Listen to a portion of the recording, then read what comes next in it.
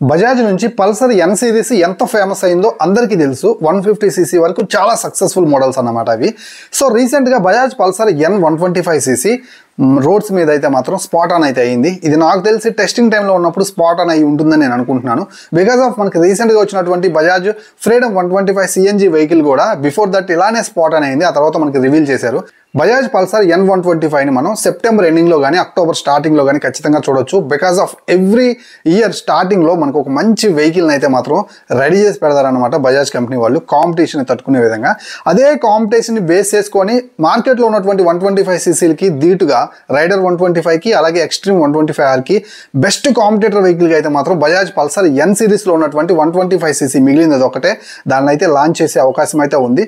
So కొన్ని rumours అయితే మాత్రం వెబ్సైట్స్లో చక్కెర్లు కొడుతున్నాయి. అవేంటంటే బజాజ్ పల్సర్ ఎన్ 125 ఇంజన్లో మనకి 11.5 Nm టార్క్ అలాగే 12.5 bhp పవర్ తోటి వస్తుందని, అండ్ ఇది మీకు కనిపిస్తూనే ఉంది. అండర్ బిల్ ఎగ్జాస్ట్ తోటి ఆఫర్ చేస్తున్నారు. 5-speed manual gear box, air cooled system తోటి వస్తుంది.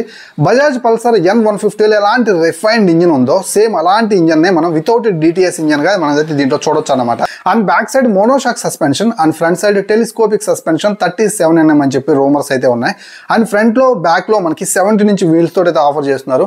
అండ్ ఫ్రంట్ లో ఉన్నటువంటి మనకి డిస్క్ బ్రేక్ కి సింగిల్ ఛానల్ ABS ఆఫర్ చేసే అవకాశం అయితే ఉంటుంది. అండ్ ఈ వెహికల్ వచ్చేసరికి పక్కా స్పోర్టియర్ నేక్డ్ స్పోర్టియర్ వెహికల్ గా ముందుకు వస్తుంది. స్ప్లిట్ సీట్ అయితే కనిపిస్తూ ఉంది. అండ్ ఫ్రంట్ లో ఉన్నటువంటి హెడ్ ల్యాంప్ ఏదైతే ఉందో అది మనకి హై బీమ్ లో బీమ్ అప్ అండ్ డౌన్ లో కనిపిస్తూ ఉన్నాయి. లైక్ మనకి FZ అలాగే డ్యూక్ యొక్క హెడ్ ల్యాంప్ ఎలా అయితే ఉంటుందో అలా అయితే డిజైన్ చేసినట్లు కనిపిస్తుంది. And back side tail lamp వచ్చేసరికి మనకి పల్సర్ ఎన్ సిరీస్ లో ఉన్నటువంటి టైల్ ల్యాంప్ లాగే కనిపిస్తుంది అనమాట. అంటే మాక్సిమం మనకి బజాజ్ కంపెనీ నుంచి కాంపిటేటర్ వెహికల్ గా వస్తుందంటే సో ప్రైస్ కూడా చాలా కాంపిటేటివ్ ప్రైస్ అయితే తీసుకొస్తారనమాట.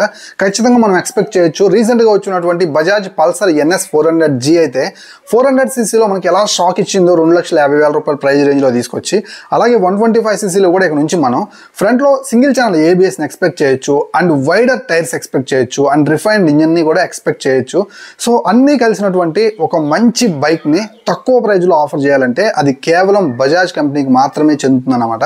సో చూద్దాం, ఆ గుడ్ న్యూస్ కోసం ఎదురు చూద్దాం. నాకు తెలిసి సెప్టెంబర్ ఎండింగ్ అక్టోబర్ స్టార్టింగ్ లో ఈ గుడ్ న్యూస్ మనం బజాజ్ కంపెనీ నుంచి వినొచ్చు అనమాట. సో అదే కనుక జరిగిందంటే మాత్రం మార్కెట్ లో 125cc లిస్ట్ లో బైక్స్ లిస్ట్ లో ఒక పెద్ద రెవల్యూషన్ అయితే తీసుకొచ్చే విధంగా అయితే మాత్రం బజాజ్ అయితే ముందుకు వెళ్తుంది. సో ఇలాంటి మంచి వీడియోస్ కోసం ఎప్పటికప్పుడు వీడియోస్ చూడాలంటే మన ఛానల్ ఇప్పుడే సబ్స్క్రైబ్ చేసుకోండి. అండ్ అలాగే ఈ వీడియోని లైక్ చేయండి. మరో మంచి వీడియోతో మళ్ళీ కలుస్తున్నంత వరకు సెలవు. నేను మీ Srikanth signing off. Bye by.